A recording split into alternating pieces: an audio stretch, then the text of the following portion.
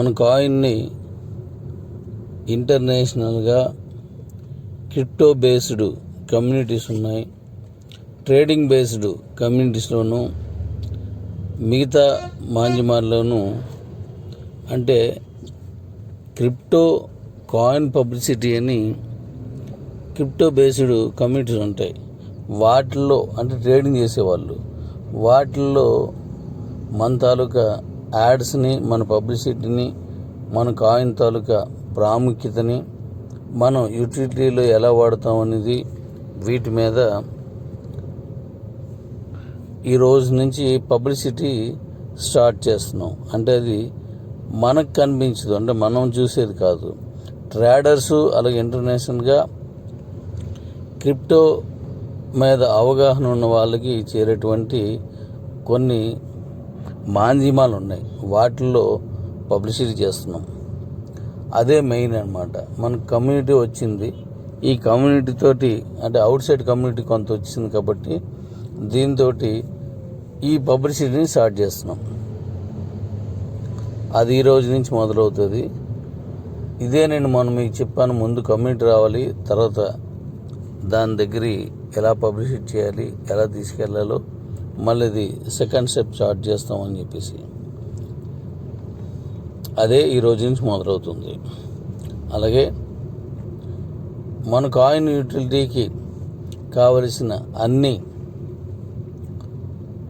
వనరులు అంటే సాఫ్ట్వేర్ వనరులు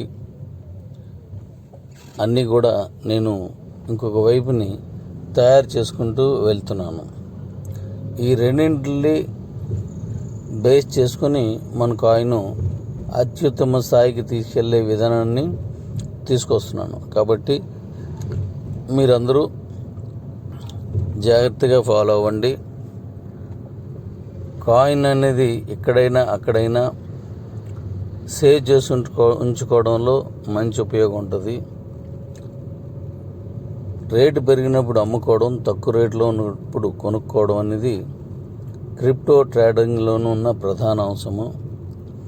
కాబట్టి తక్కువగా ఉన్నప్పుడే కూడబెట్టుకొని ఉంచుకోండి.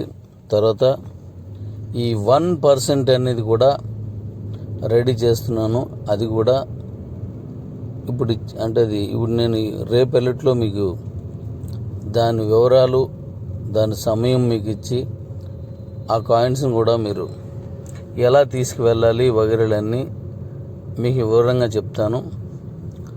కాయిన్ పంపించుకున్నప్పుడు గ్యాస్ ఫీజు ఉంటుంది.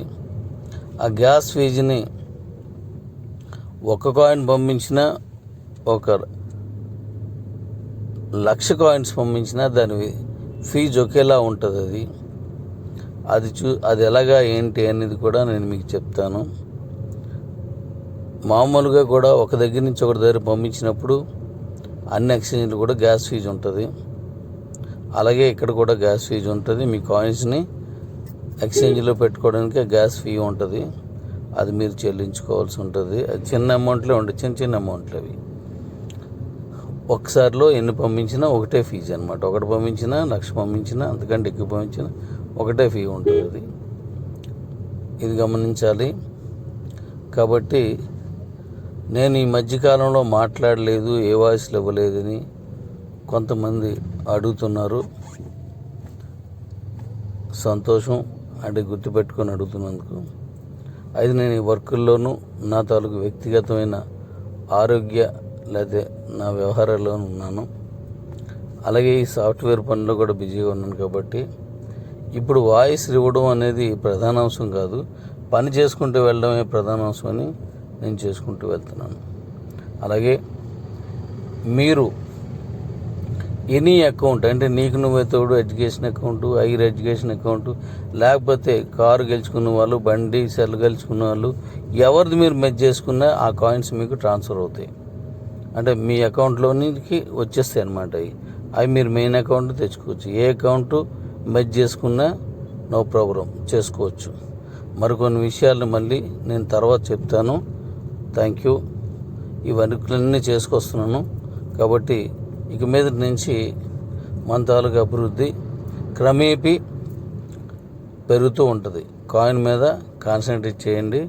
ఇంటర్నేషనల్గా క్రిప్టో ట్రేడర్స్ కమ్యూనిటీలో పబ్లిసిటీ ఈ రోజు నుంచి ప్రారంభించాను. Thank you all.